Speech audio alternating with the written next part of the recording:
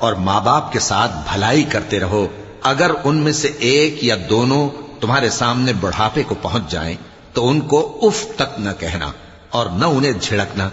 اور ان سے بات ادب کے ساتھ کرنا، اور عجز و نیاز سے ان کے آگے جھکے رہو اور ان کے حق میں دعا کرو کہ اے پروردگار، جیسا انہوں نے مجھے بچپن میں شفقت سے پرورش کیا ہے تو بھی ان کے حال پر رحمت فرما، جو کچھ تمہارے دلوں میں ہے تمہارا پروردگار اس سے بخوبی واقف ہے،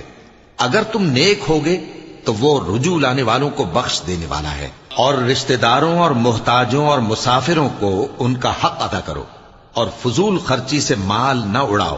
کہ فضول خرچی کرنے والے تو شیطان کے بھائی ہیں، اور شیطان اپنے پروردگار کی نعمتوں کا کفران کرنے والا یعنی ناشکرا ہے۔ اور اگر تم اپنے پروردگار کی رحمت یعنی فراخ دستی کے انتظار میں جس کی تمہیں امید ہو ان مستحقین کی طرف توجہ نہ کر سکو تو ان سے نرمی سے